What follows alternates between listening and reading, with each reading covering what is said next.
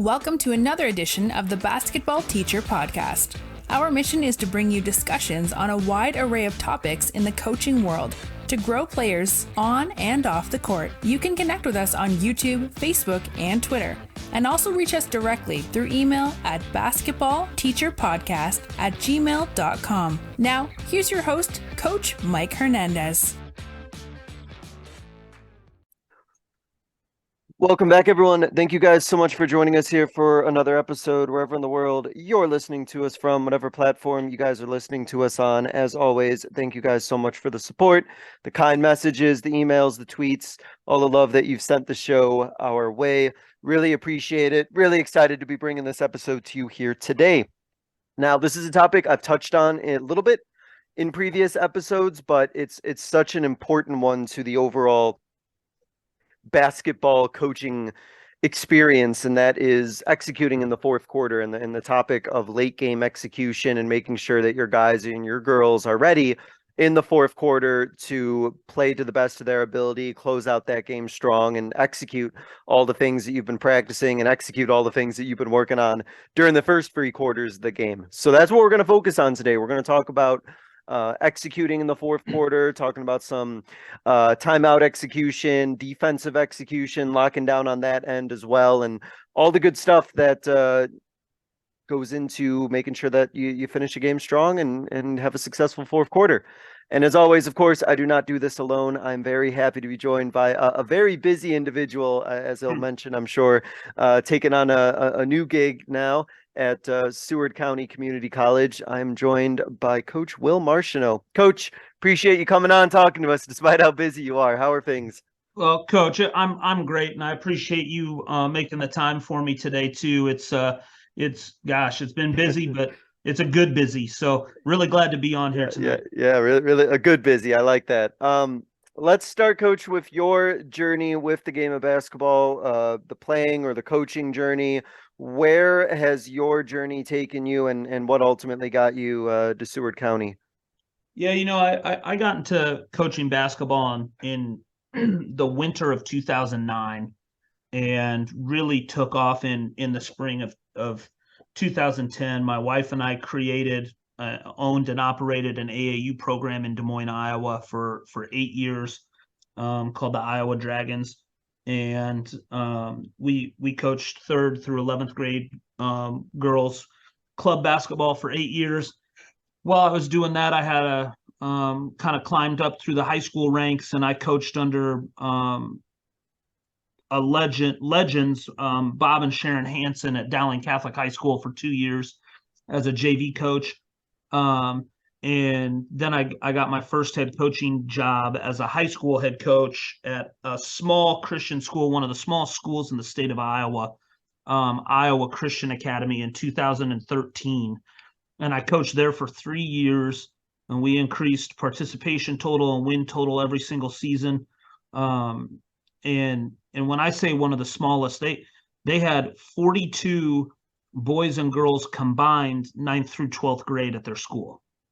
And so my final year coaching at Iowa Christian Academy, I had what I considered to be a very veteran group.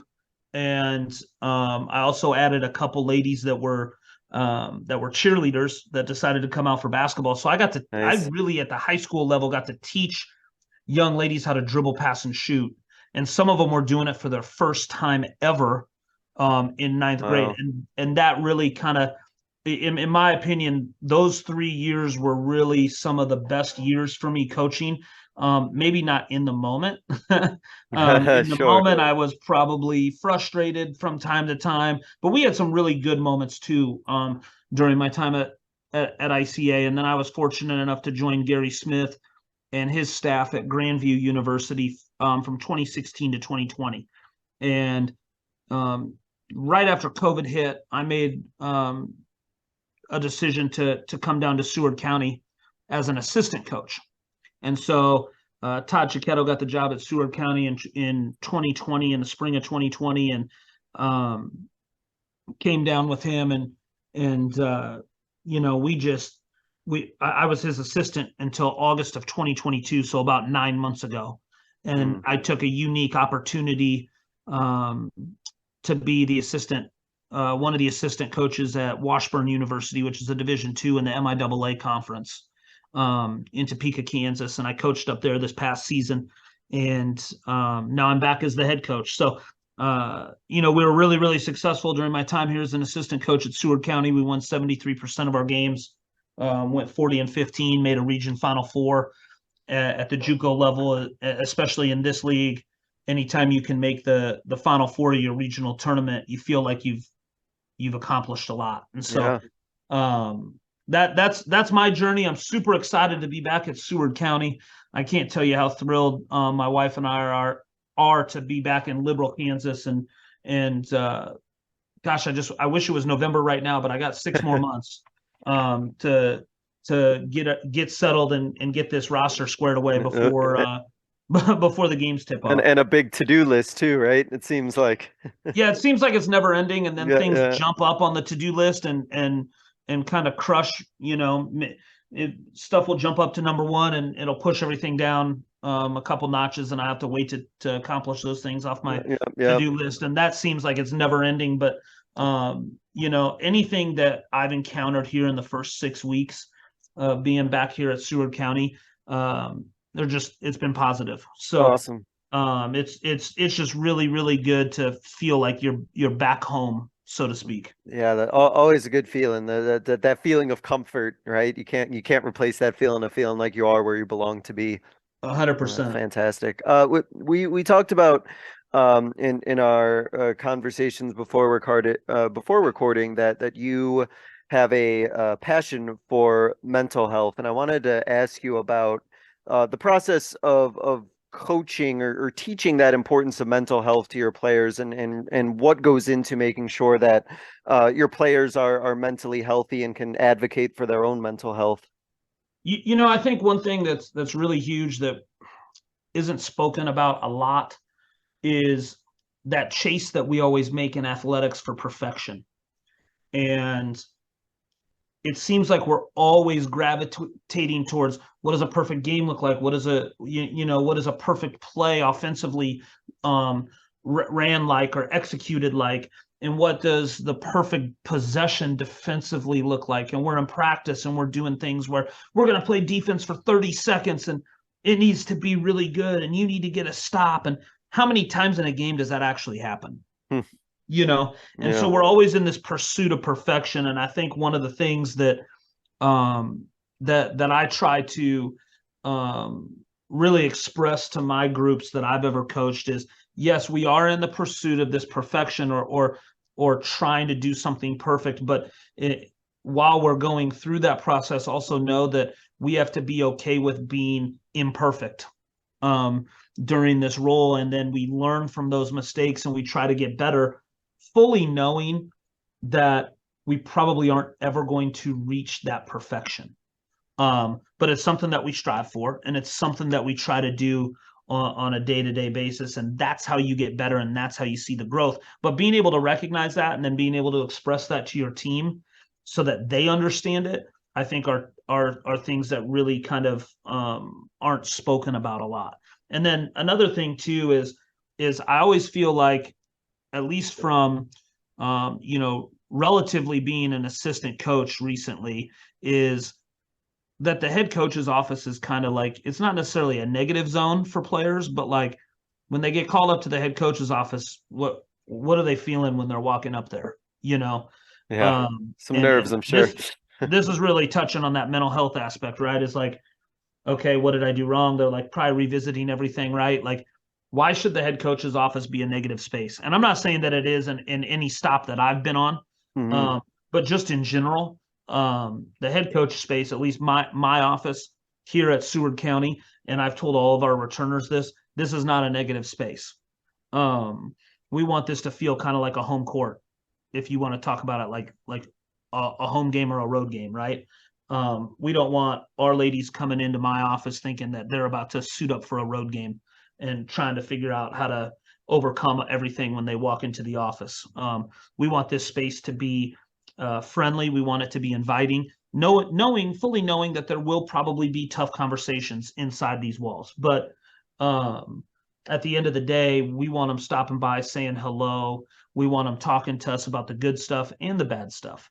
And if this space can be more inviting than maybe what the perception is, I think we're winning, especially from a mental health standpoint. But continuing on that aspect too, I think, we all have to understand, and we all have to remember, like, there are times when we're 18 to 21 where we had bad days, and sometimes they strung together for more than 1 or 2 days. And so what are we doing on a daily basis to make sure that basketball, while it is used as a platform, can still be used as a release for them as student athletes too? That they should be able to come in and understand, gosh, I'm at basketball practice. I'm going to be coached. I'm going to be coached hard, but I also understand that it's done with a lot of love and care, and that if I have issues, I can talk to my coaches about them. I think that's key, and I think that it's not done enough.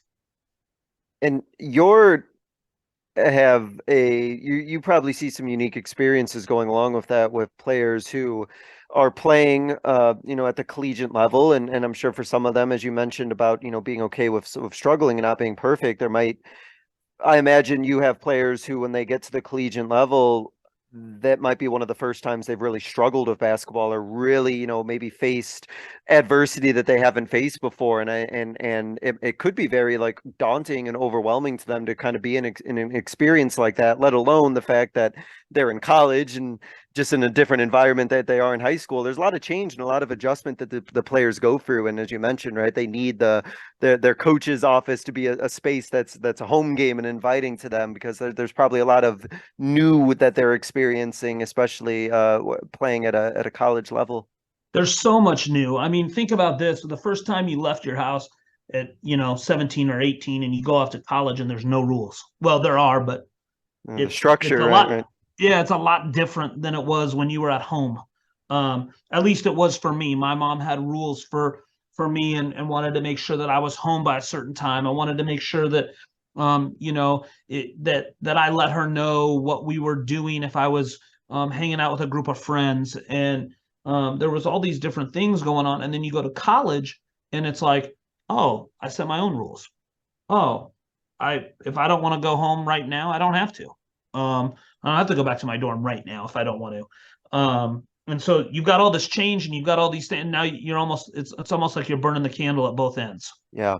And we're requiring a lot as basketball coaches, or as coaches in general, for any sport. And then, everybody sees what we do on game day out on the court, but nobody sees the weight room sessions, the film sessions, the pool workouts, Of course, yeah. the training room sessions with our incredible athletic training staff, where if they're nicked up or bumped or bruised, or their back is sore, whatever the case is, that our trainers are doing everything they possibly can to make sure that our ladies are back on the court in a timely fashion and are still able to compete at a high level.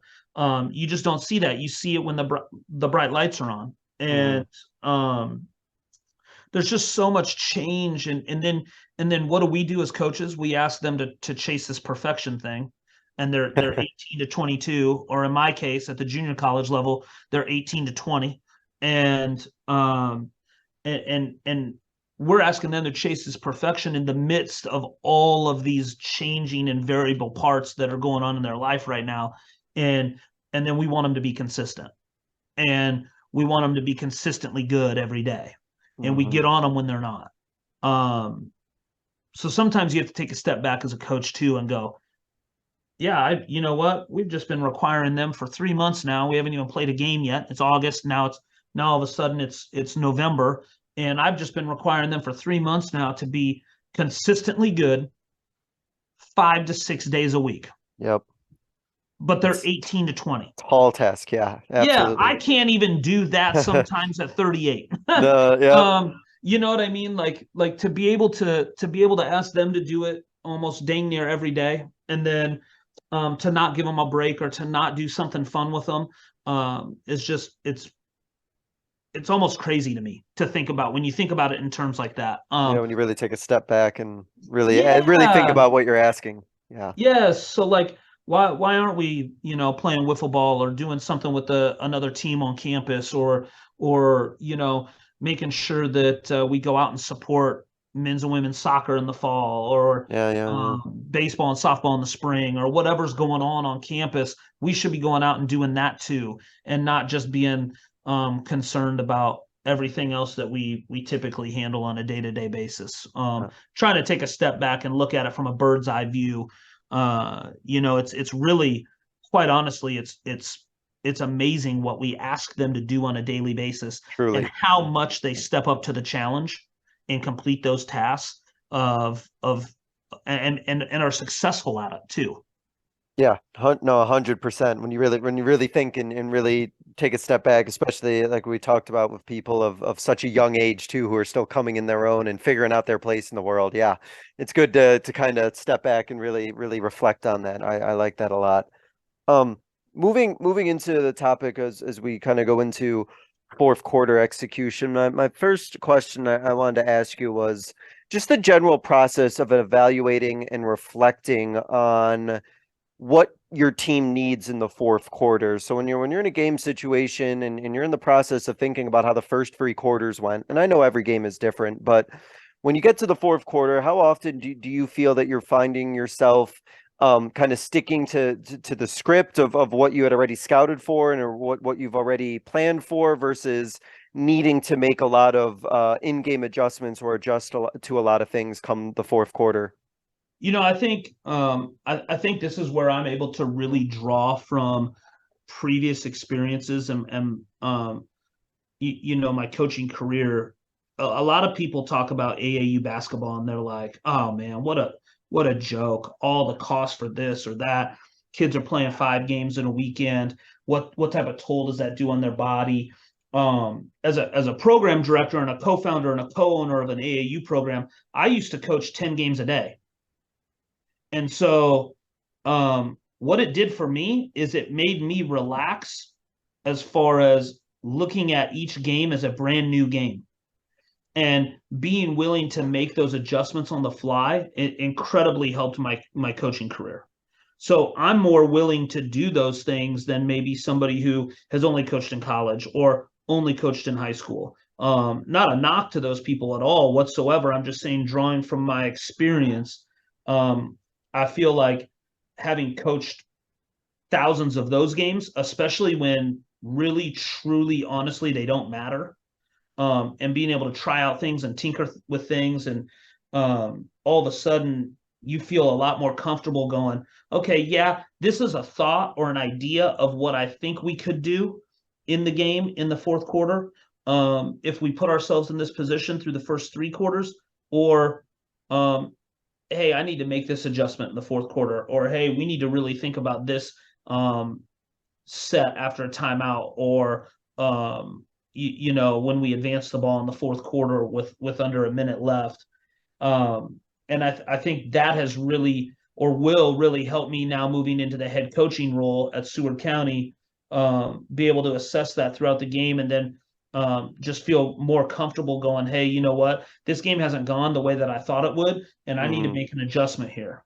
And I'll be totally okay doing that because I trust my instincts, because I have coached in thousands of games, even though my quote unquote official coaching record or career has been, 8 years in college and 6 in high school, but those AAU games add up, and when you're able to tinker with stuff like that, and you just feel a little bit more comfortable when you get into this setting.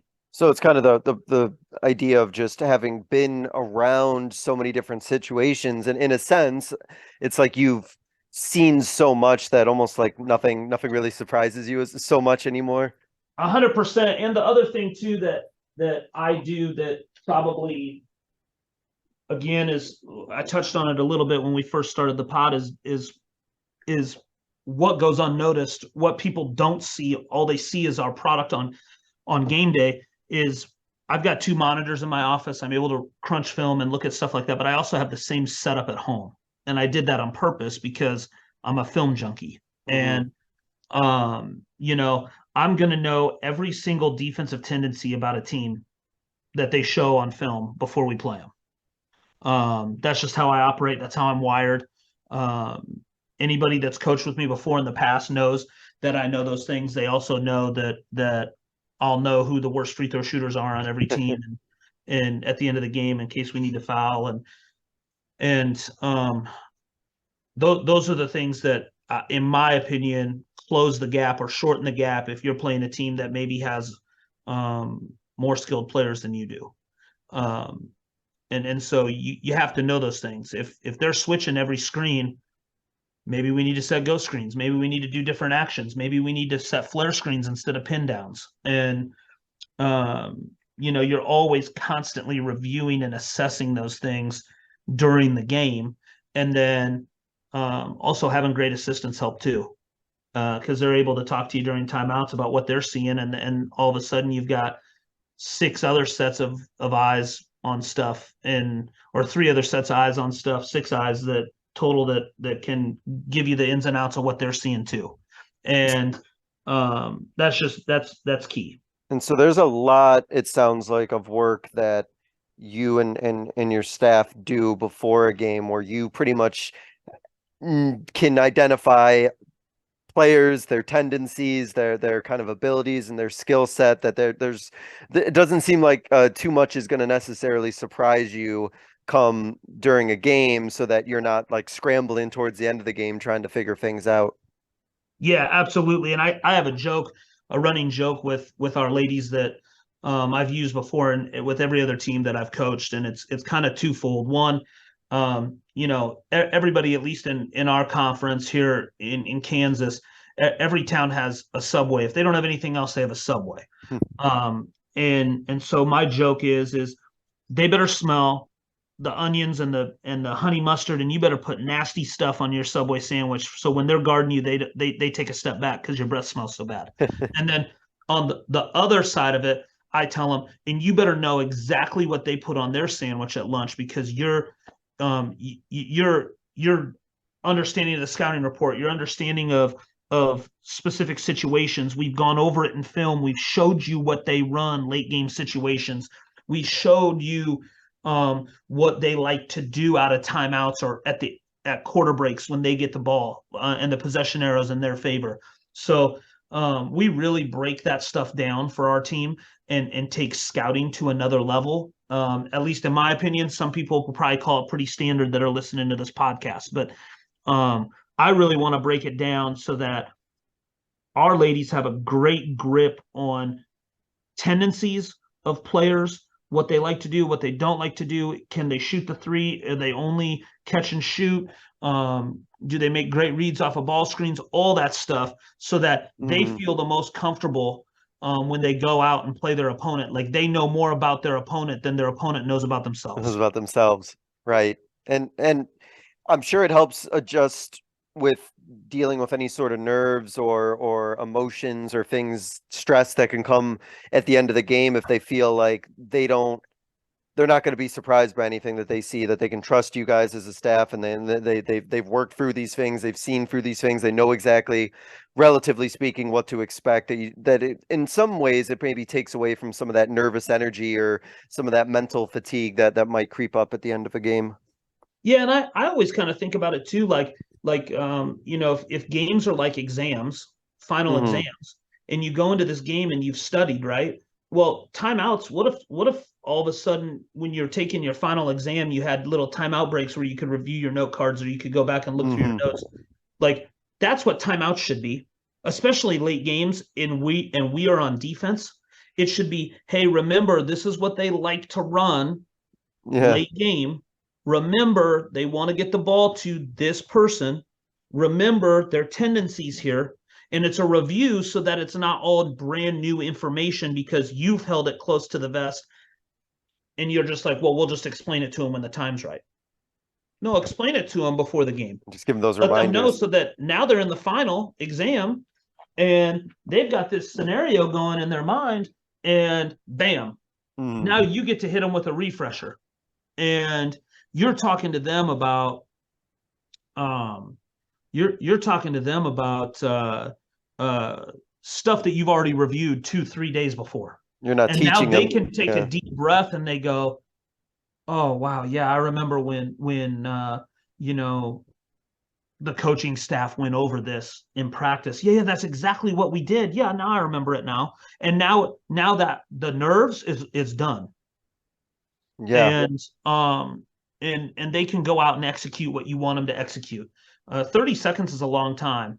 A minute and a half is a long time for full timeouts. And so you just kind of, one thing that I like to do is I like to put that up on the shot clock or the game clock, and you just sit there with them on the court. And they sit in Nice. chairs and you sit in a chair and you go, see how long this is? So when we're in the thick of the battle and we have a timeout, we got to execute this stuff and we're drawing stuff up on the board. If you need to ask a question, you better ask it. Mm-hmm.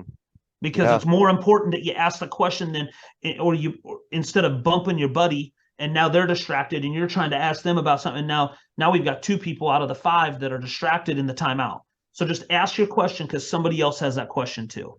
And just being able to go through that stuff with them, I think really creates more relaxation for them when they get in the actual moment than if you don't cover it, whether it's preseason or Sure. every week in practice, whatever you're doing. And that was going to be a follow-up I was going to ask you about the process of actually practicing for the fourth quarter itself, whether it's the sets you want to run or just executing in the fourth quarter. Do you do anything specific tailored to late game or fourth quarter execution that you work on in practice? And what does that look like? Yeah, I think, high school level without shot clocks, and now more states are incorporating shot clocks, so it changes things. But back when I was coaching high school, I used to just do like 2 or 3 minute games at the end and put a scenario up on the scoreboard, and we would play it out. And lots of times it would include holding the ball, right? And then moving to college, what I've enjoyed doing is putting 6 minutes up on the game clock. Mm-hmm. So now we're halfway through the fourth quarter, and now you got to play out the second half of the fourth quarter. The entire second half we put up foul counts, we put up possession arrow, we put up timeouts for each team, and you really got to play it out. And we'll play it out. If a coach calls a timeout, you call a timeout. It's a 30-second or a full. We play those scenarios out, and the more comfortable they are in those scenarios, the more comfortable you can put your team in scenarios where they're losing in those games, the better. And when they get into those moments, they're going to be able to draw back from practice. And I think that that's so key when you're talking about coaching in general. You have to be able to draw from practice. That's where, like, when games get stressful or games get tight, that's where your level mentally, physically, emotionally, that's where it stoops to, is to whatever you've done at practice. And go ahead. I was going to ask about what sort of challenges have you found that your players are overcoming during that structure? Where do they kind of have to really make those adjustments? Is it because of the clock? Is it because of the score and situation? Where do you find that they're like really needing to improve on and get better at when you're simulating that environment? I think early on, when they first get to campus and we start doing this the first couple of times, I think it's really time and score and possession. But what I mean by possession is, do you have the ball? Do you not? And then if it is a jump ball, do you have the possession arrow or not? And being able to understand where that's at, because you can play both sides of it. If you have the possession arrow, you want to try to keep it, so rip the ball away. Don't get in a jump ball situation. If let's say you're down 3 and you don't have the ball, but there's a minute 15 left, do you need to foul? Do you not? And we talk about that stuff with them. Mm-hmm. Because it's important and it grows their IQ of the game. And I think that that's huge, is when their IQ starts to grow, now they're asking you questions and you don't have to just make statements. You're not talking at your team in timeouts. Yeah, they're figuring it out. They're trying to figure out together and not just have it being told to them. Yes, and I love it when it's more conversational. Us as coaching staff talking with them, not at them. And when you can get to that level, I think, and it's in, you know, when you get there with a team, that's when it can really be special. And so, talked about striving for perfection and mental health at the beginning of this podcast, but like that's part of the perfection or part of the journey we're trying to strive for is what are our timeouts look like? Can they become conversational? They probably aren't going to be conversational in November and December.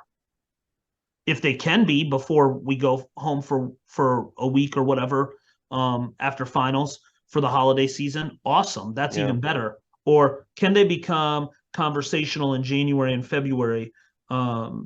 Because that's really when you begin that uphill climb of trying to play your best basketball all year. And I try to tell fans, and I've been confronted, not confronted, but stopped at grocery stores and Walmart here in town talking about basketball and ins and outs and offensive sets and plays and this and that. And I said, at the end of the day, we just want to be playing our best basketball at the end of January and into February, because once we hit March, if we're playing our best basketball, then we really have a shot.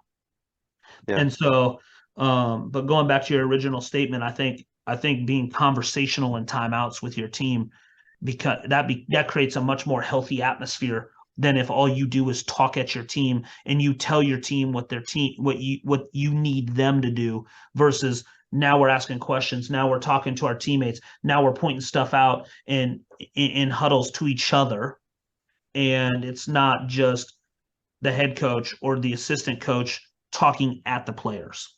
And I've always thought as a coach that it's really helpful if you can get your players to actually like talk to you during a timeout and have them tell you what it is that they're seeing or what it is that they have questions about, because ultimately they're the ones that got to be playing on that court. It should be helpful for me as a coach to get their insight, and they should feel comfortable to just tell me some things or talk about some things, because they're gonna have a much better view of what's happening in a game than I certainly will.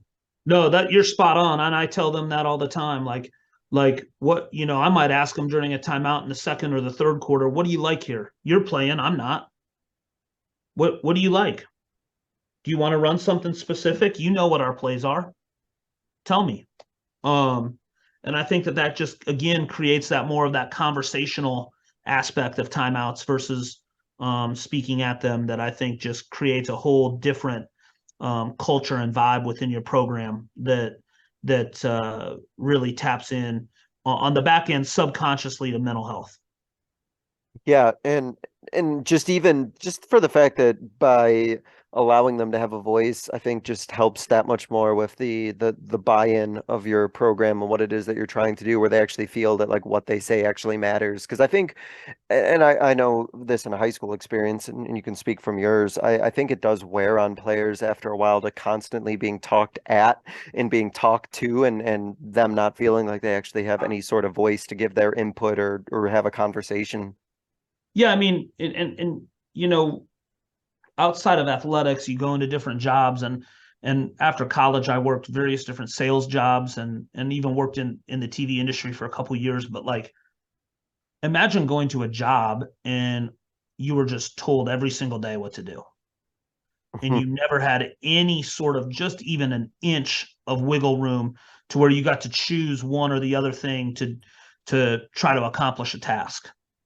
And I mean, that's really, I think, again, bird's eye view on what we're doing here. If we just talk at them all the time, we never give them an option. We never give them a voice. And then we want them to be independent, strong, independent people that go out into the workforce and succeed, but they've never had a voice before. Yeah.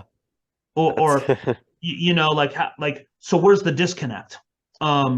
Because they're going to need a voice in the workplace.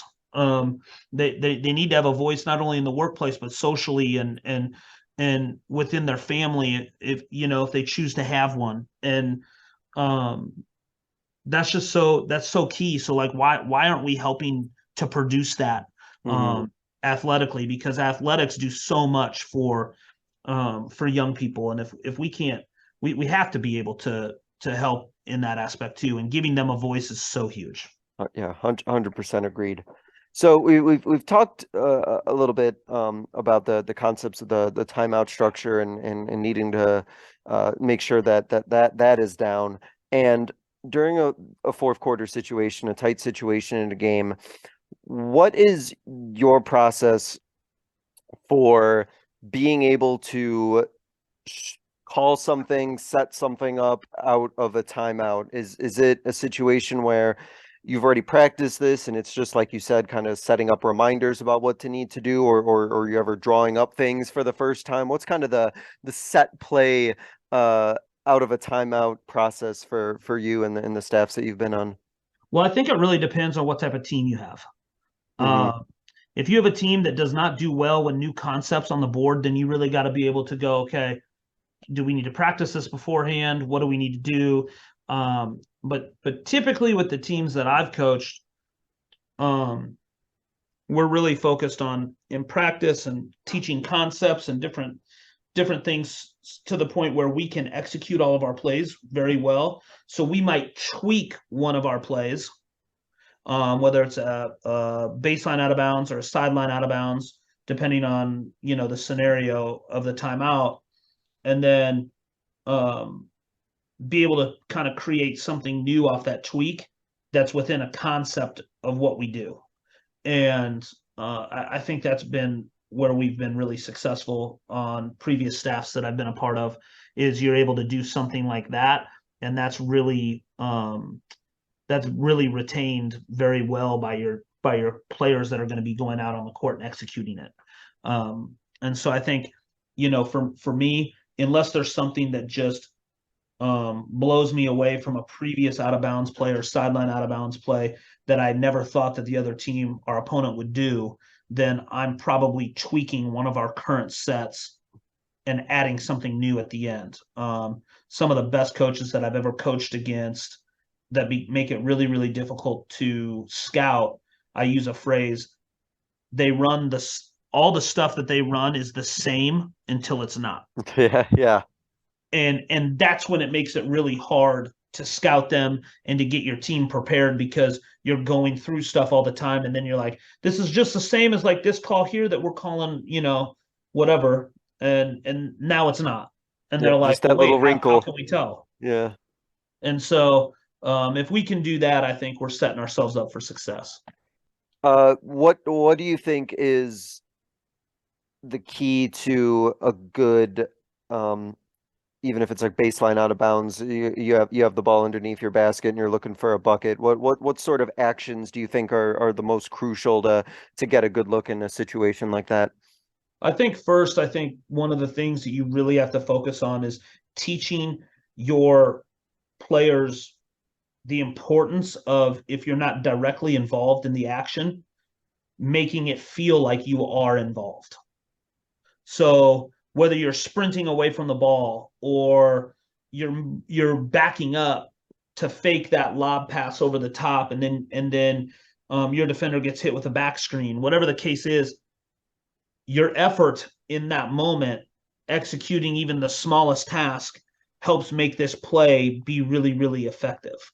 And so I think that's the biggest thing, is even if you're standing in the corner, maybe you're clapping or calling for the ball, just to draw your defender's attention to, oh shoot, maybe she is going to get the ball in the corner.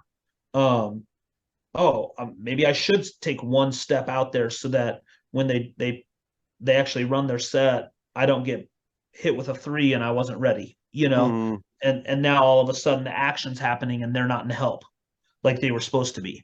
And so just the smallest, tiniest of things really make a player, a set, effective, as if people are going hard when they're not directly involved in the action. how much time would you say that you spend in practice going over these type of sets? How important is it to repeat these and have repetition on whatever it is that you're calling? Yeah, I think it's super important. I think, if you don't spend 10 to 15 minutes on stuff like this every practice, like, um, you know, what are you doing? And I think at the high school level, when you had a little bit smaller practice window, I would spend 5 to 10. At the college level, I'm 10 to 15. But even more important than like actually running the sets against either no defense or dummy defense is, I think, practicing the shots that you get out of the sets. Um, Mhm. why aren't you shooting those shots in practice. And I'm not talking about just from the spot that you catch it in, but actually having a line, 2 lines, and 1 line passes and the other line runs off of the fake screen to the corner to catch and shoot the 3, or to catch and shoot the 15-foot jump shot, and practice those shots. I mean, you want to be efficient. How are you efficient in those actions? It's because of muscle memory. It's not just simply because you have the best athletes or the best players. It's because they've practiced those shots and they're comfortable with them. So really just honing in on that. We like to do stuff, whether it's for 15 to 20 minutes or 20 to 25 minutes every single day in practice, called game shots, where we're practicing actions both in the half court offensively or out of bounds offensively, shots that we would take in a game. And that's going to hopefully, I would imagine, hopefully help with some of those potential like fourth quarter nerves or 100%. nervousness that players would have if they're just being asked to execute something that they've repeatedly worked on over and over, and it's a shot that they've put up many times because they've been working on it in practice, because they're, like you said, doing these game-like shots. Absolutely. And it goes back to what we talked about too, about the finals analogy, where if you're taking an exam and you come upon a question and you're like, oh my gosh, I studied this question 12 times. This is the exact question. I can't believe that my professor put this verbatim on the final. I know it because it was in the study guide, and I literally remember reading it 12 times. I know the answer. I know how to write it, or I know which multiple choice answer it is. And you feel really confident about it. Why wouldn't we want to put our players in that same situation? Give them that question. Yeah. And all of a sudden you're like, you're going to come off the double screen here, and they're like, oh, heck yeah, we've done this. I mean, I just spent 10 minutes doing this in game shots this week. Like, I'm ready. That's a no-brainer. Like, let's go. And they feel supremely confident coming off that double screen or coming off that single screen to the corner to shoot the 3 or the 15-footer or whatever action you're doing in your out-of-bounds sets or your half-court sets. And now all of a sudden you start seeing your players play with so much more confidence. Well, they already have the answers to the exam. They already have the answers to the final. They've done it a million times. They've done it thousands of times. Like, of course they're going to feel great about it. I think the importance of practicing, especially those type of shots, like can't be said enough, especially complex actions like asking a player to come off of a double screen, get to a certain spot, catch, shoot. That is not something that is I don't think many players are going to be working on their own unless they're have parameters to actually practice that sort of situation, because at least in my experience, if I have players getting shots up, they're not necessarily going to be working on that specific action. So to have that structure in place in practice, I think, is so vital, because they might not ever really get the opportunity or chance or even think about actually practicing that sort of look unless a structure is put in place to do so. Absolutely. And everybody, almost every gym, well, majority of gyms, I shouldn't say every, but a majority of gyms in America right now have those guns, those shooting rebounders for them, right? And it's easy to get shots up, shoot it, and it goes into the net and it gets pushed back out mechanically, and you shoot it again. Dr. Dish stuff, yeah. Yeah, or maybe you take one bounce and you get a pull-up jumper, or 2 bounces and a pull-up jumper. But you're not, like you said, you're not on your own. You're not going through that structure of the set or this specific action to get shots up. Yeah, I know, absolutely. And not even, considering the fact that, you also need to make sure your inbounders are working on their passing as well and hit them right in the shooting pocket and everything. So much, and getting the screens down and everything. Like there's so much to look for in that you really just need to have the structure in place for. Yeah, and you talk about like throwing a confident pass. That's why I always said there's 2 lines when we do game shots, because it's not a coach pass line. And I tell our ladies this all the time. I don't need to practice my passing. And neither does my coaching staff, because let me tell you, we're going to throw perfect passes. No, I'm just kidding. You guys need to figure that out. you guys need to throw passes on the laces or on the seams to each other. You guys need to feel what it's like to hit your teammate in the pocket and to have them make a shot in practice and in games. And Yes. so, sometimes you look at teams, and I've even kind of grown more accustomed to this over the past couple of years, watching film, and I'm like, oh, you guys don't pass to each other in practice because I'm watching teams that we're about to play pass to each other, and I'm like, oh, that's really bad. Mm-hmm. Oh, they don't hit Uh-oh. each other in the pocket, or the really, really, really good teams that you watch play, you're like, holy cow, like they hit each other in the pocket every time. Yeah. And that's not just, oh, the answer can't just be, oh, they must just play a ton of basketball together. No, that No, doesn't. no. It's because their coach is requiring them to throw good passes to each other in practice for muscle memory. And you see that with the really, really good teams, the elite teams that you play against. They typically throw elite passes to each other. Yeah, and it's just habit. It's something that's continuously emphasized and they continually are working on. No, I 100% agree. Uh, in the half court in a fourth quarter, I'm not exactly sure if your uh half court offense changes at all throughout the game, but in a fourth quarter situation, are you going to still run what you normally are going to run in the half court? I know that's time and situation dependent, but in your experience, is your half court offense change much or alter much in the fourth quarter?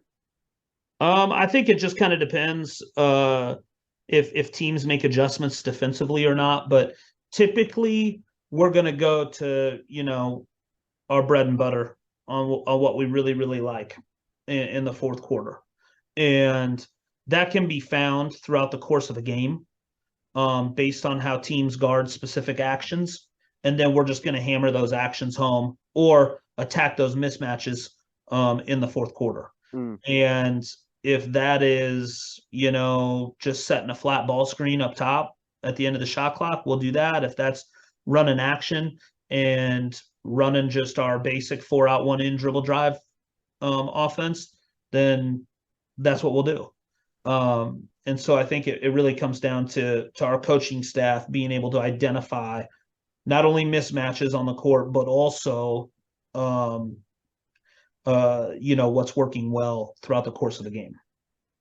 and with that, I imagine too, you don't want to throw too many new things or too many wrinkles because as we kind of talked about, you want to make sure that your players are feeling comfortable and they feel pretty confident, and you might not want to try and blow everything up or try something completely different new in the fourth quarter that they don't feel like they can comfortably execute.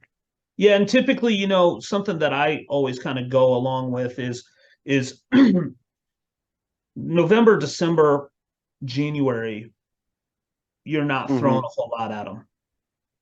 February, or the end of January, middle of January, end of February, you're playing teams for the second time in your league. They've scouted you really well. Now you kind of have to start putting in some new stuff. And whether that's on the fly in a game, depending on your feel for your team, if you feel like your team can handle that or not, or if it's at practice first. And then, all of a sudden by March, you've got a new collection of plays that, whether they're quick hitter sets in the half court or they're new out of bounds plays that you feel really, really good about running because they haven't been scouted much. Because then once you get into that regional tournament, now you're playing teams for a third time. Yeah. Let's not pretend like they don't know everything you're about to do that you haven't done, not only to them in 2 games, but to every other opponent for 2 games. You're gonna be well So, scouted. yep.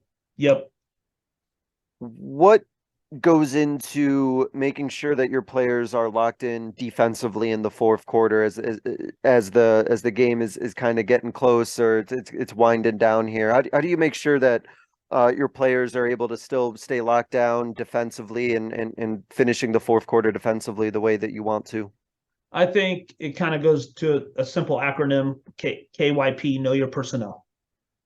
And that comes back to knowing the scout. And then within that, if we had to make any sort of adjustments on someone, let's say we told our team that so-and-so is not a shooter and they can play a couple steps off and she's 3 for 5 from 3 today, Well, we're going to have to guard her now in the fourth quarter. So now we really have to step up and guard her. So now knowing your personnel or your KYP's got to be a little bit different. But I think that's what really gets down to the nitty gritty in the fourth quarter is knowing your personnel. And then how much juice, how much energy and enthusiasm are you giving your team in timeouts? Yeah. Are you able to go, hey, this is a really important stop here. We think that they really like to run this action coming out of the timeout. Again, make sure that you know that Sally doesn't want to go left. So when she catches it on the wing, force her left, get up into her, force her left, make her put it on the ground, we'll be all right. That's encouraging, instead of vice versa, or looking at somebody and going, if you could please just force her left for the first time all game, that'd be great. Like we got to get to a point where we're giving them juice too in timeouts. How are we talking to our players, our student athletes, to make it known that we are supporting them in the moment? And again, that goes back to building trust, creating healthy culture, creating healthy mental health situation, not only for your student athletes, but also for your coaching staff too. And it's hard to play defense for fourth quarters is what I tell my girls. And I understand that it's hard to lock in for fourth quarters. So to your point of just anything that I think we as coaches can give to our players to just give them that little bit more of energy or to encourage them, because if they've been playing defense well, they've been playing defense the right way, they're probably a little bit tired, they're probably a little bit worn out, but they know the importance of locking in. So I think anything we can do to just keep them positive and keep them going is much better probably than doing anything that's could be construed as tearing them down at all. Absolutely. I think that's the last thing I want to do. You definitely want to keep building them up so they feel like they have a ton of confidence heading into the fourth quarter. I've been a part of games where been up 20, down 20 in the fourth quarter, and have come back and won or lost those games. And that's why you just got to keep encouraging your team to keep playing hard and keep being great teammates and keep being there for each other and focusing on the team getting stops, not necessarily somebody locking somebody down. Okay, maybe we have our best defender on their leading scorer. That's awesome. But what's everybody else doing to make sure that your teammate feels supremely confident in that moment, guarding the ball at the top where nobody else is around? Mm-hmm. I think that's huge, especially when they're tired. It's the fourth quarter and their legs are shot. Maybe they've played quite a bit. And now you're asking them to dig a little bit deeper and dig into that reserve of energy that they maybe don't know if they have or not, to get one more stop, to get one more rebound, whatever the case is. And we're focused on, maybe one matchup or one person from the other team when we should be focusing on what are we all doing together to create the best situation to get the stop. Yeah. 100%. And before we hit our concluding segment, I did want to touch on something that you brought up earlier. I wanted to ask, and that was the importance of the entire coaching staff in the fourth quarter. How important is it to rely on the whole entire staff to make sure that you're executing as a team and as a coaching staff in the fourth quarter? It's huge, and I think something that we often chart in the coaching world is how many stops consecutively have we got. But what are we doing offensively too? Like, have we just come down and run stuff and we're 0 for 3 or we're 0 for our last 4?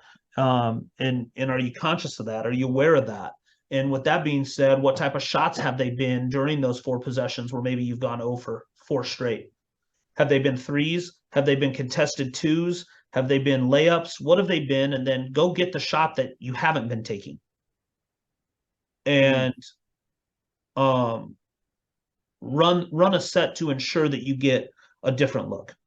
And so just being able to do that and having your staff aware of that, because as a head coach, you're probably thinking about other stuff and you're going through things in your mind: time, score, possession, fouls, timeouts. Maybe you haven't realized that you just went over for your last 3. or you 0 for your last 4. Hopefully you do, but maybe you don't. If you have somebody on the bench that's telling you, Yeah. it changes things, and so I like to tell my staff, like, everybody has a voice. I want everybody's thoughts or opinions, not necessarily at the same time, but if there's something going on that we've talked about in coaches meetings in the office or after practice or in the film room, and we need to you need to remind me. Don't don't just assume that I remember. And as a coach, you gotta make sure that you're communicating to your staff that you want those sort of things, right? I've seen coaches who don't really have the best body language sometimes and don't feel like they're willing to hear from anybody else or don't want to hear from their staff, and I can tell that those staffs may have some difficulty executing in certain situations when one person, the head coach, takes it all on themselves and is blocking everything else out. Absolutely, and that's about the last thing that I want to accomplish. I think that if somebody has a great set or something that they've kind of kept in their back pocket or they've drawn up and it's their play and we're running it now and we need to review it and they feel more comfortable drawing it up or putting personnel in specific spots to execute it, let them draw it up. I'm And not opposed to that. And I think it's super huge before I forget that's probably so helpful for you to enable your staff in that way so that your players know that they can be listening and taking advice from all the other coaches on the staff, and it's not all just, it's just the head coach and I don't have to pay attention to anyone else. To have those players know that they can talk to anyone or that any coach can talk to them and let them know what they need to do, especially in an end of the game situation, is huge. Yeah, and it's big for that specific coach's development, I think, Yeah, too. yeah.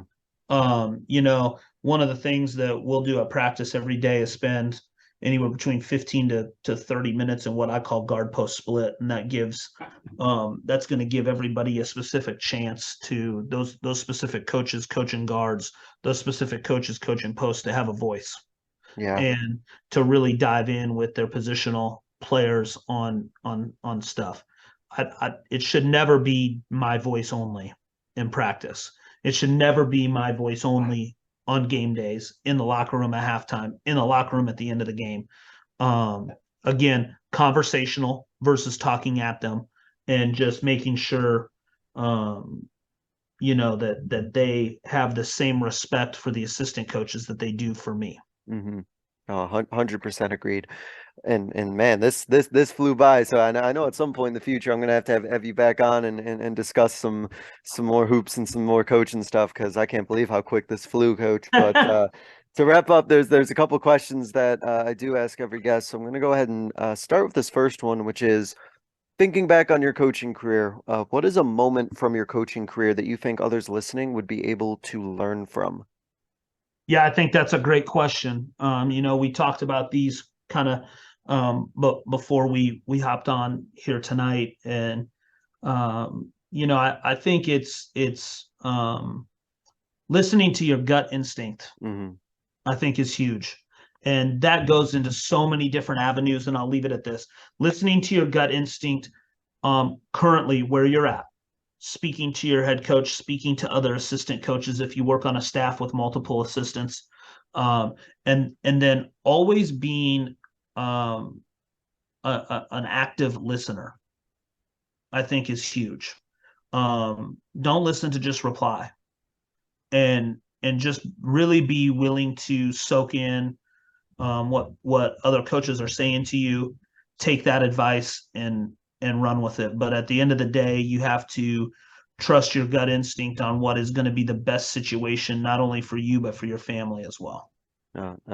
Yeah, I like that. It's your gut instinct. It's an instinct for a reason. I like to think like there's a reason you have that instinctual like thing in your brain that tells you to act or do a certain thing. Like that, there's a reason it's there, and usually it won't lead you astray.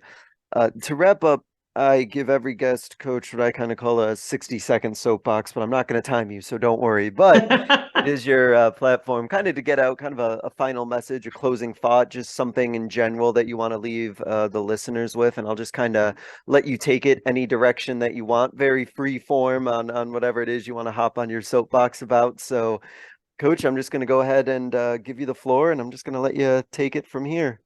Well, I'm gonna touch on two things here tonight. Go for it. The first one is in recruiting with college coaches.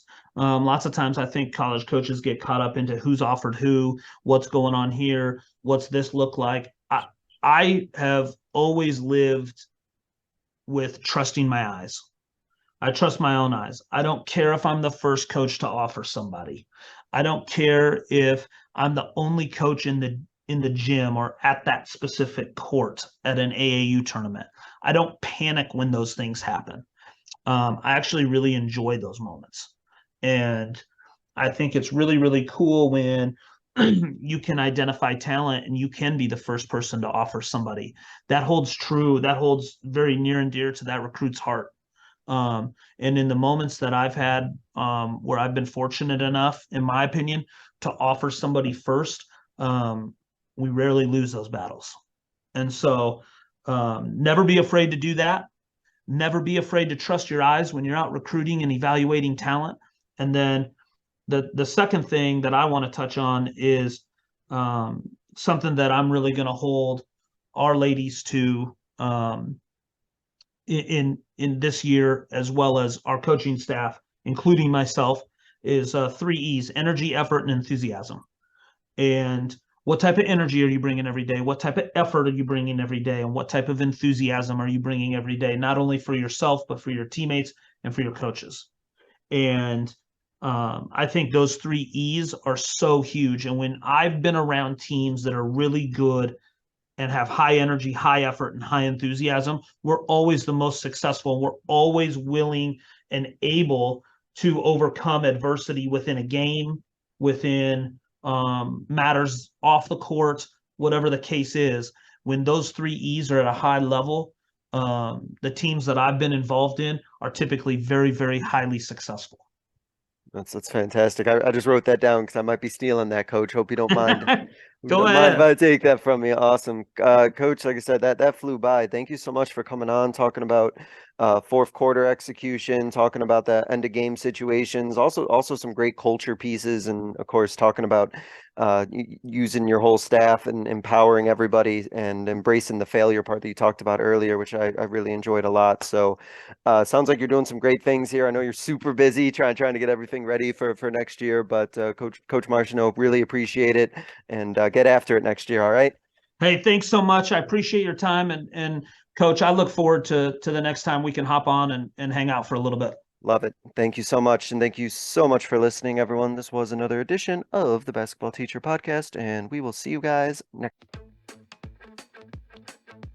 Thank you for listening to another edition of the Basketball Teacher Podcast. Make sure to connect with us on YouTube, Facebook, and Twitter, or reach us directly through email at basketballteacherpodcast@gmail.com. Take care, be safe, and we'll see you next time.